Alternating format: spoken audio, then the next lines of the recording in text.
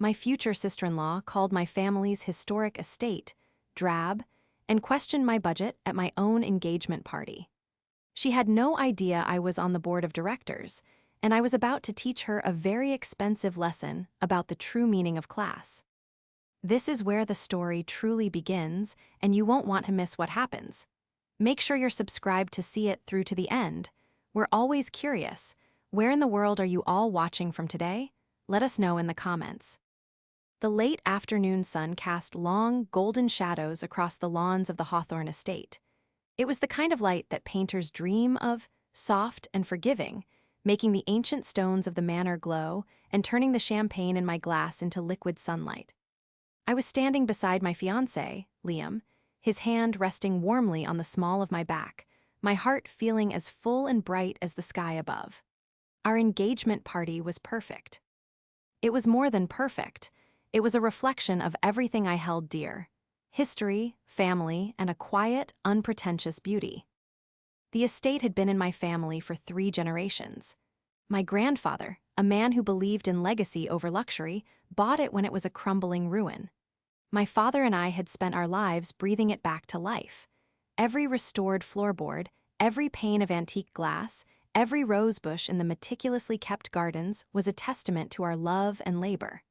As an architectural historian, the estate wasn't just my home, it was my soul. And today, sharing it with the people we loved as we celebrated our future, felt like the culmination of a lifelong dream. Liam squeezed my hand. "Happy," he whispered, his eyes crinkling at the corners. "Ecstatic," I breathed, leaning my head against his shoulder. That was when I saw her approaching. Isabel, Liam's older sister. She moved through the crowd with the practiced grace of a shark gliding through water, a polite but predatory smile fixed on her face.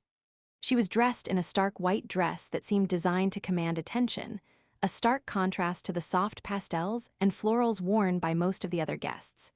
In one hand, she held a nearly empty glass of champagne. In the other, her phone, which I suspected was never far from her grasp. "There you are," she said, her voice a little too loud. "I've been looking for you too." She gave Liam a perfunctory air kiss before turning her critical gaze on me. "Amelia, we need to talk about the wedding." Liam, ever the peacemaker, smiled. "Izzy, can it wait? We're just trying to enjoy the party." "Nonsense. This is the perfect time," she insisted, waving a dismissive hand. She steered me a few feet away, creating a bubble of forced intimacy. "Let's be honest, Amelia," she began, her voice dropping to a conspiratorial whisper that grated on my nerves. "This venue is sweet, very rustic." She scanned the grand facade of the manor, her lips pursed in a faint sneer. "A bit drab, though, don't you think?" I felt a jolt, a cold shock that had nothing to do with the evening breeze. Drab? She was looking at a masterpiece of 18th century architecture that my family had poured its heart into preserving, and she called it drab. She continued, oblivious to the storm gathering behind my calm expression. "For the wedding, we need something with real class, a bit of sparkle. I have some connections at the Grand City Ballroom. It's stunning. But," she paused, giving me a pitying look, "I doubt it's in your budget." The insult was twofold, delivered with surgical precision. She had not only dismissed my family's legacy as a dreary relic, but she had also painted me as a charity case, a poor girl lucky to be marrying into her supposedly superior family. My throat tightened. Every instinct screamed at me to list my qualifications, to explain that the Drab venue was worth more than every luxury handbag she'd ever flaunted online, to tell her that my budget could buy and sell her entire influencer fantasy. But I didn't. I looked at her perfectly made-up face, at the condescending tilt of her head, and I made a different choice. I gave her a small, serene smile. I took the champagne bottle from the nearby ice bucket, leaned in, and refilled her glass. "Thanks for the feedback, Isabel," I said, my voice even and cool. "I'll keep it in mind." She beamed, clearly believing she had won, that she had put the little mouse in its place. She had no idea. She had no idea that she wasn't just insulting my taste, she was insulting my life's work.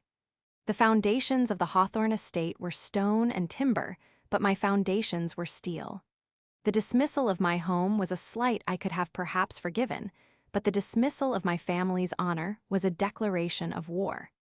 As Isabel glided away, triumphant, I stood frozen for a moment, the heavy champagne bottle still in my hand. The golden light suddenly felt harsh, the joyful chatter of our guests like a distant ringing in my ears. Liam came to my side, his brow furrowed with concern. "What was that all about?" he asked, his gaze following his sister's retreat. "You look pale." I forced another smile, placing the bottle back in the bucket with a steady hand. "Oh, you know Isabel. Just offering her unique perspective on wedding planning." "Ah," he said, a note of resignation in his voice. "Don't let her get to you. She thinks being a luxury brand influencer makes her an expert on everything. She probably just wants us to get married in some soulless, gold-plated hotel." He meant to be comforting, and a part of me appreciated it. But another part, a newly wounded part, felt a prickle of frustration. He saw his sister as opinionated and a bit of a snob, but he didn't see the malice. He didn't understand the depth of the insult she had just delivered, not just to me, but to my entire family. How could he? I had never felt the need to broadcast my family's wealth or my position within the estate's management. To me, the Hawthorne was about passion, not profit.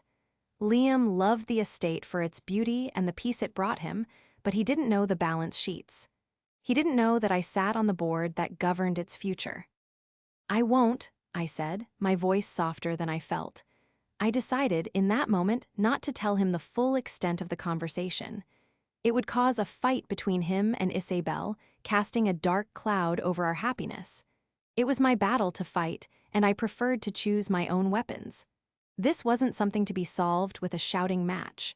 This required a different kind of strategy. Throughout the rest of the evening, I played the part of the happy, carefree fiancé. I laughed, I accepted congratulations, I danced with my father on the terrace. But underneath the surface, a cold resolve was beginning to form. Every time I looked at the familiar stone walls of the manor, I felt a fresh wave of protective anger.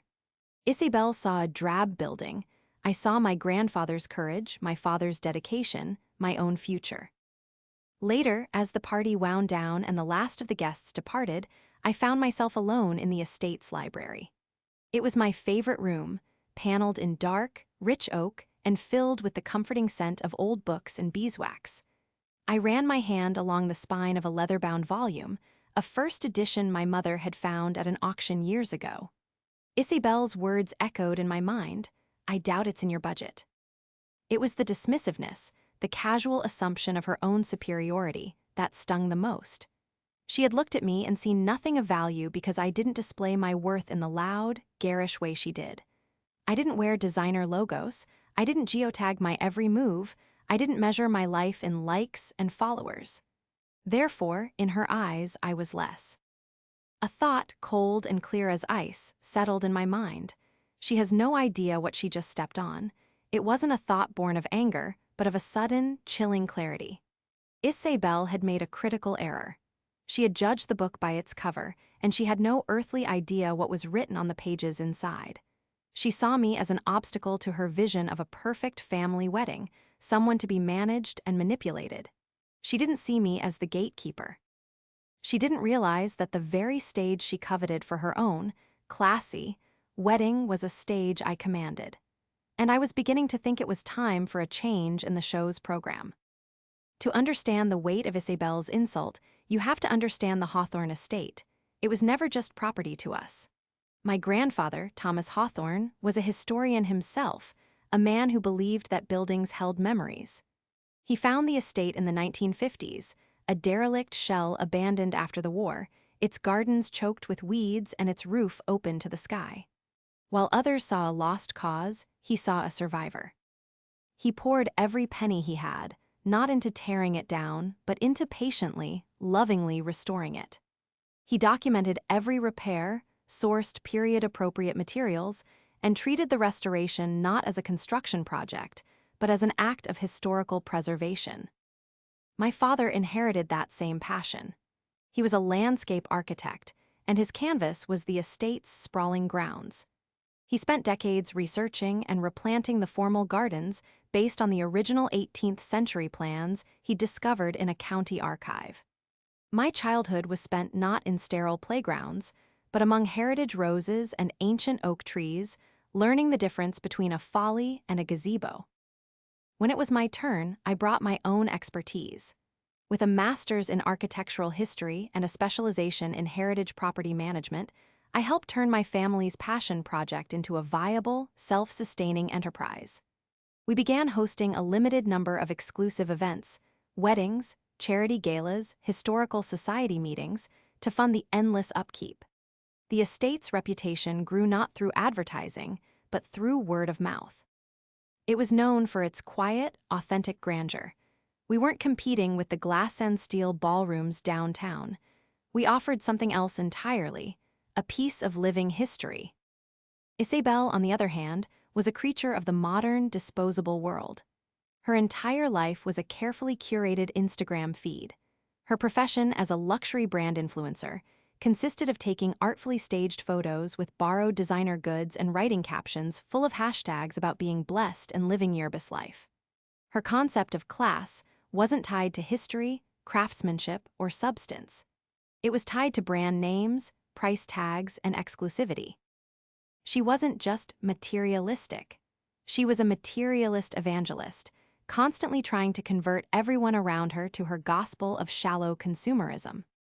I saw it in every interaction. When she came for dinner, she would subtly turn over the plates to check the maker's mark.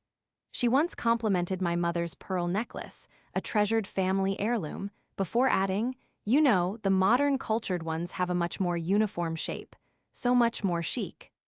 She lived in a constant state of comparison, and she always had to be winning. Her focus on Liam and me had intensified since our engagement.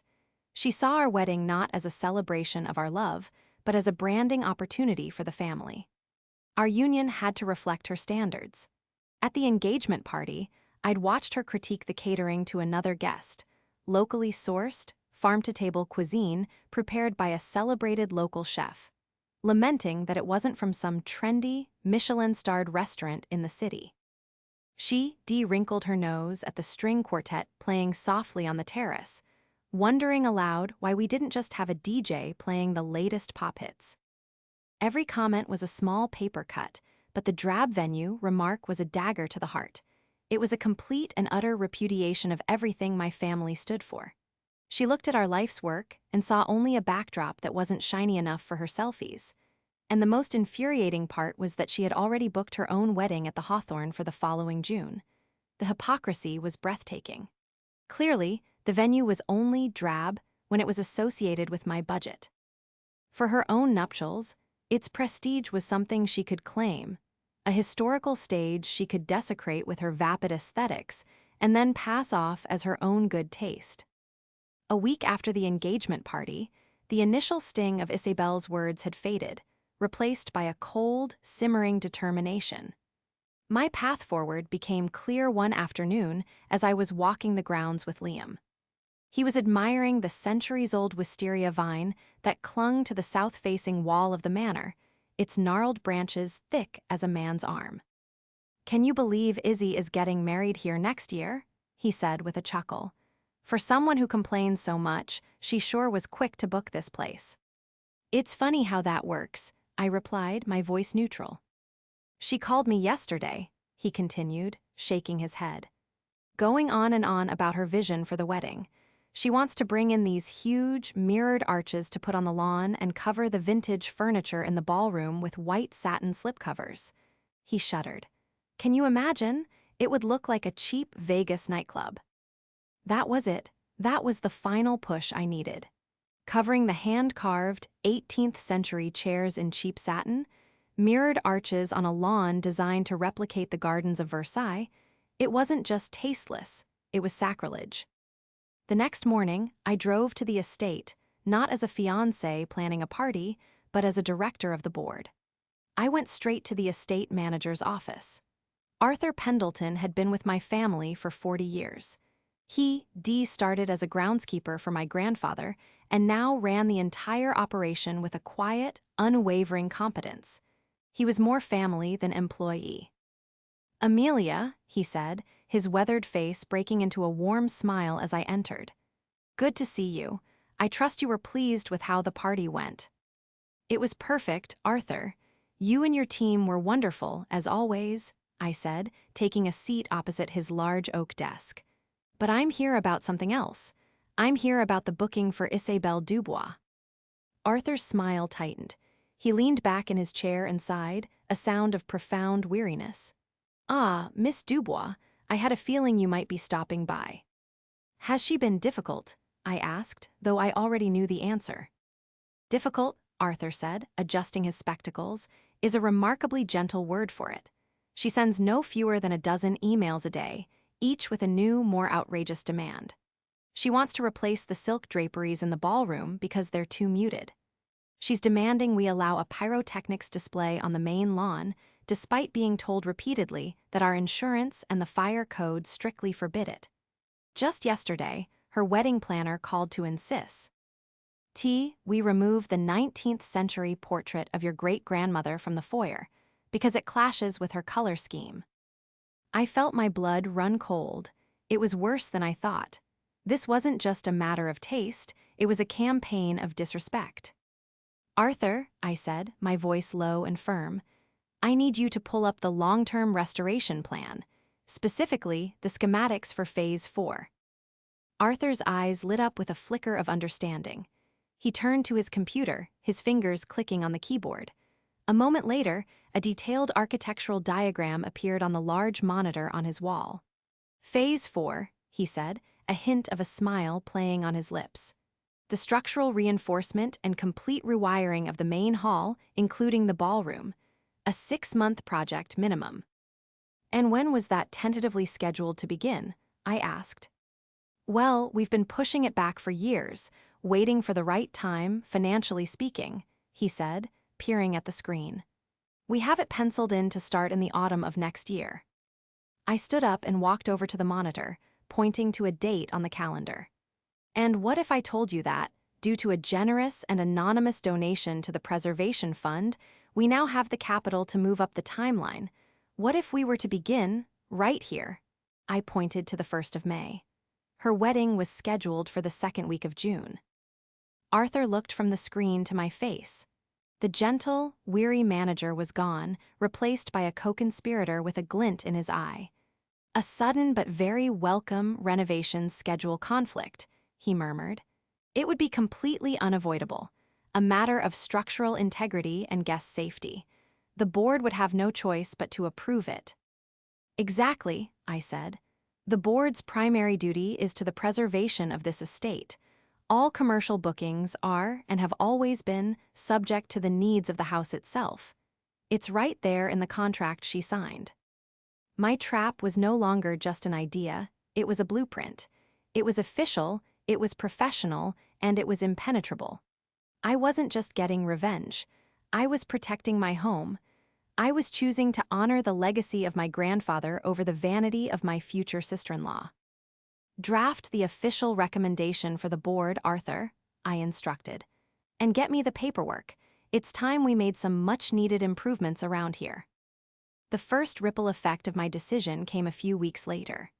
Liam's parents, a kind and unassuming couple who seemed perpetually bewildered by their own daughter, had invited us over for dinner. Isabelle was there, of course, radiating an almost unbearable smugness. She had just returned from a trip to Paris, a business trip, she called it, which seemed to involve taking photos of herself with croissants in front of various landmarks, and she was holding court. "The problem with American weddings," she announced to the room, swirling a glass of red wine, "is that there's no sense of drama, no grandeur. People are so afraid of looking like they're trying too hard." She glanced at me. "But my wedding will be different. I'm flying in a floral designer from Brussels. He's an absolute artist." Liam's mother, Carol, gave a nervous laugh. "That sounds expensive, dear." "You can't put a price on perfection, Mom," Isabelle said dismissively. She then turned her full attention to me. "Speaking of which, Amelia, have you and Liam made any progress on finding a real venue? I hope you took my suggestions to heart. The clock is ticking." The table fell silent. Liam looked mortified, about to interject, but I held up a hand, stopping him. I met Isabel's challenging gaze with a placid smile. "Actually, Isabel, we've decided to stick with the hawthorn," I said calmly. "We feel it has a certain authenticity that you just can't buy." Isabel scoffed, a short, sharp sound of derision. "Authenticity is just another word for old and tired. You'll regret it when your wedding photos look like they were taken in a museum." "Some of the most beautiful things in the world are in museums," I countered gently, "but it takes a certain eye to appreciate them." I took a sip of my water, letting the silence hang for a beat before I delivered the first, carefully placed blow. "Besides, we have to work around the estate's schedule. The management is very particular about how the property is presented and maintained. The board has a very long-term vision." Isabel's smirk faltered for a fraction of a second. The word board seemed to snag her attention. "The board? What does a board have to do with anything? It's just an old house." "It's much more than that," I said, my tone still light and conversational. "It's a registered historical landmark and a nonprofit preservation trust. There are committees for everything: acquisitions, grounds, restoration. Every decision is made with the long-term integrity of the property in mind. It can be a bit restrictive, but we think it's worth it to protect the legacy." I watched her process this new information. I had just subtly shifted her perception. She thought she was dealing with a naive girl and a drab old house. I had just introduced the idea of a faceless, powerful entity, a board, committees, a trust.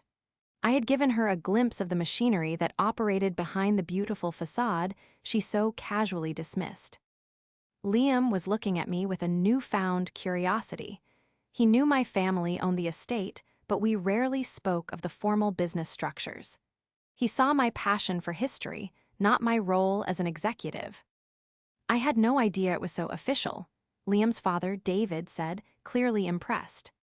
"We try not to be too stuffy about it," I said with a modest smile. "But my grandfather was adamant about protecting it for future generations. My family just sees ourselves as its current custodians." Isabel was quiet for the rest of the meal. I could see the wheels turning in her head. Her plan to bully me into submission had just hit an unexpected snag. She wasn't just dealing with me anymore. She was dealing with a professional organization. Her threats and demands, which she assumed would work on a meek future sister-in-law, would be useless against a faceless board of directors. She tried to recover her composure, launching into a story about a celebrity she'd supposedly run into at a Parisian cafe, but her bravado had lost its edge. I had not revealed my power, only its existence. It was a warning shot, a subtle signal that the ground she was standing on was not as solid as she believed. The trap was set, the paperwork was in motion, and I had just given her the first, gentle push toward the edge. Her arrogance was still intact, but for the first time, I saw a flicker of uncertainty in her eyes, and it was deeply satisfying. The official board meeting was a formality. I presented the proposal, armed with Arthur's detailed reports on the aging electrical systems in the main hall and a structural engineer's assessment on the need for reinforcing the ballroom's subfloor. I laid out the financial plan, buoyed by the anonymous donation I had made to the Preservation Trust from my own personal investment account. The vote was unanimous. Phase 4 was approved, and the start date was set in stone, May 1st. Arthur drafted the letter to Isabel the next day. It was a masterpiece of corporate politeness, full of regretful language and unavoidable circumstances. It spoke of fiduciary duties and ensuring the long-term viability of this historic treasure. It offered a full and immediate refund of her deposit and extended the board's sincerest apologies for the unfortunate but necessary change in our operational calendar. There was no room for argument. It was a closed door, politely but firmly slammed in her face. In the weeks leading up to the letter being sent, Isabel's behavior escalated from demanding to desperate.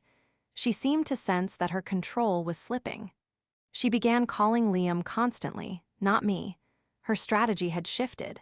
If she couldn't bully the bride, she would try to manipulate the groom. She called again, Liam said one evening, dropping his phone onto the sofa with a sigh of frustration. He looked more stressed than I had ever seen him. Let me guess, I said, the mirrored arches. Worse, now she's insisting that if we don't move our wedding to the Grand City Ballroom, it will be a slap in the face to her and her efforts to elevate the family's profile. She actually used the phrase, elevate the family's profile. And what did you say? I asked, watching him carefully. I told her to stop, he said, rubbing his temples. I told her it's our wedding, not hers. I told her we love the Hawthorne and that's final. But she doesn't listen, Amelia. It's like talking to a brick wall. She went on about how you're influencing me, how you don't understand our family. The irrefutable proof I needed wasn't something to use against Isabel, it was for Liam. He needed to see his sister's true nature, not just as a snob, but as a deeply manipulative person. The time for subtlety was over. I walked over to my briefcase and pulled out a thick folder. I sat down next to him and opened it on the coffee table.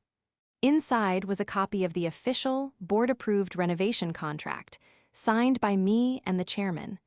Beside it was a stack of printed emails, a fraction of the correspondence between Isabel, her wedding planner, and Arthur. What's this? Liam asked. This, I said, tapping the contract, is the approved plan for the Phase 4 restoration of the estate. It starts May 1st. It involves a complete gutting of the main hall and ballroom.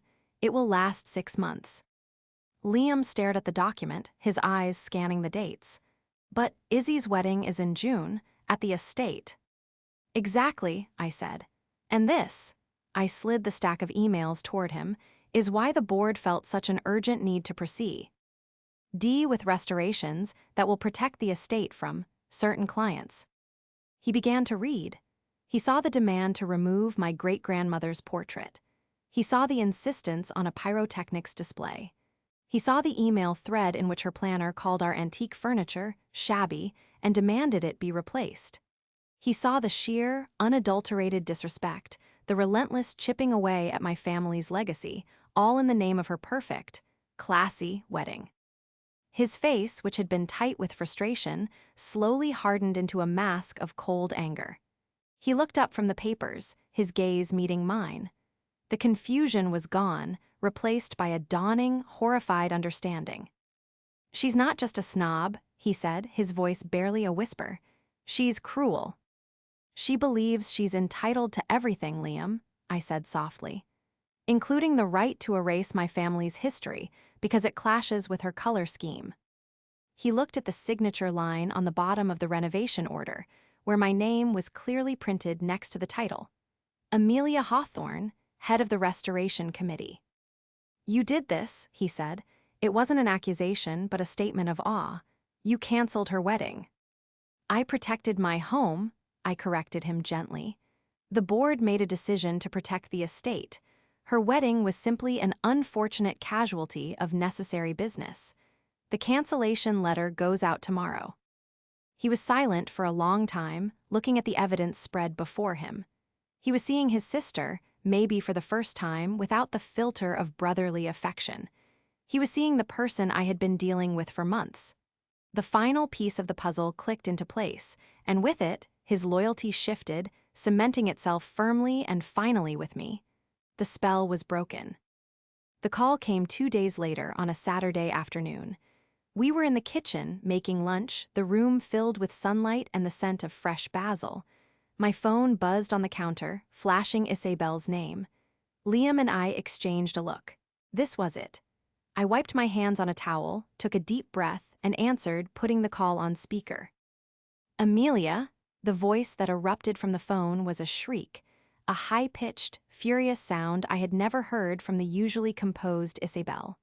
What is the meaning of this letter? What is this nonsense about a renovation schedule conflict? Hello, Isabel, I said, my voice a deliberate pool of calm in her storm of rage. I assume you received the notice from the estate's management. Notice? It's a declaration of war. You have to fix this.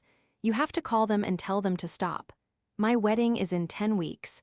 I have vendors, I have a dress, I have guests flying in from Europe. I'm afraid there's nothing I can do, Isabel, I said. It's a board decision. It's about the structural integrity of the building. It's a matter of safety. Safety? It was safe enough for your tacky little engagement party, she spat. This is personal. I know it is.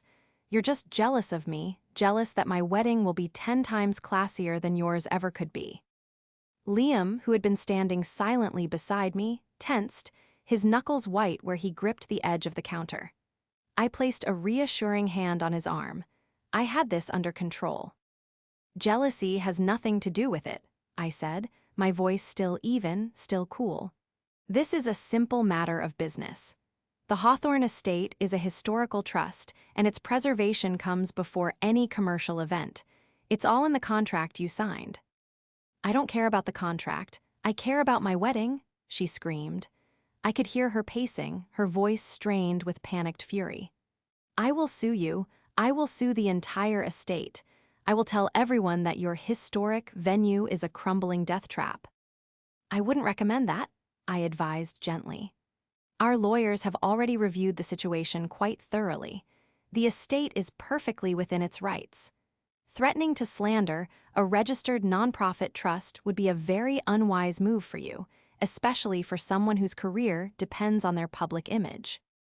There was a choked sound on the other end of the line.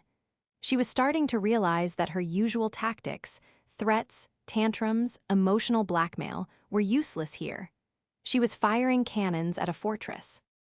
Who, she finally choked out, who on this board did this? I want a name. I will speak to them myself. This was the moment, the culmination of weeks of planning, the quiet, final click of the trap shutting. I paused, letting the silence stretch. Isabel, I said, my voice dropping slightly, losing its corporate polish and taking on a new, personal weight. You've been operating under a misunderstanding. You think the board is some faceless group of strangers in a boardroom, but you've met some of us. My father is the chairman. Arthur, the general manager you've been harassing, has a seat, and as for the final approval. I let the sentence hang in. The heir. The decision wasn't just made by the board, I clarified. It was made for the board, by the person in charge of protecting the manor from people who want to cover its history in satin and mirrors. I took a breath. As the head of the restoration committee for the Hawthorne estate, I signed the order myself. Complete dead silence. For a full 10 seconds, the only sound was the ticking of the clock on the kitchen wall. I could almost hear her mind short-circuiting, trying to reconcile the image of the quiet, budget-conscious girl she thought she knew with the powerful woman who had just calmly dismantled her entire world. When she finally spoke, her voice was a strangled whisper. You. Before I could reply, Liam took the phone from my hand. His face was like granite. Yes, her, he said, his voice low and dangerous. And you, Izzy, are going to stop. You will not call Amelia again. You will not call me again. You will not speak another word about her or her family or our wedding. You brought this on yourself. You took aim at the kindest, most brilliant woman I have ever known, and you did it out of sheer, ugly spite. You wanted class. Amelia just taught you a lesson in it. Goodbye, Isabel. He ended the call, and the sudden silence in the room was deafening. He stood for a moment, his chest rising and falling before he turned to me. He reached out, his hands framing my face, his eyes searching mine. I am so sorry, Amelia, he said, his voice thick with emotion. I am so sorry I never saw it before. You see it now, I whispered, leaning into his touch. That's all that matters. The battle was over. There was no public humiliation, no grand showdown.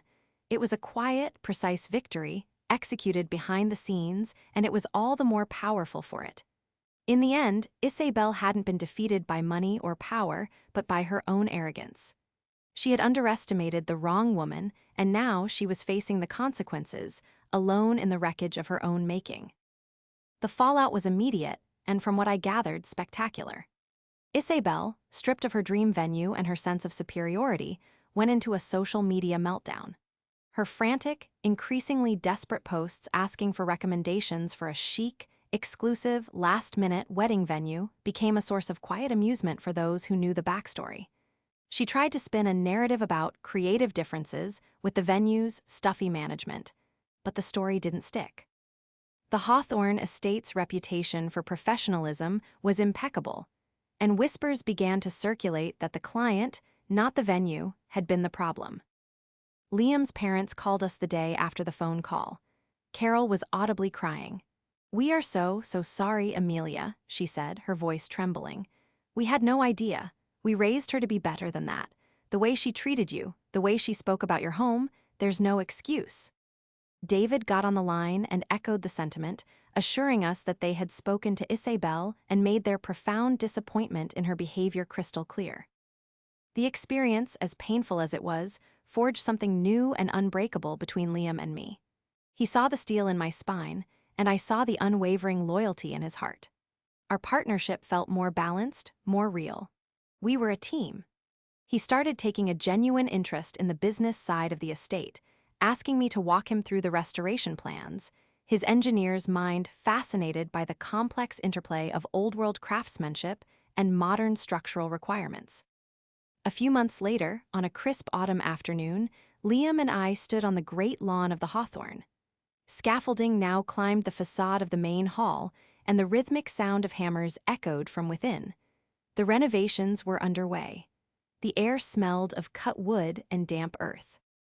"It looks different," Liam said, tucking my hand into the crook of his arm. "Stronger somehow." "It is," I agreed. "We found some rot in the main support beams. If we hadn't started this now, we would have had a major problem in a few years. In a way, Isabel did us a favor." He chuckled. "I don't think she'll ever see it that way." We had heard through his parents that she had eventually booked a sterile ballroom in a downtown hotel for a fraction of her original guest list. Her floral designer from Brussels had apparently dropped her after she tried to drastically reduce his budget. Her grand, classy wedding had been downsized into a shadow of her original vision. We continued our walk, planning our own wedding. It would be next autumn, after the first phase of renovations was complete.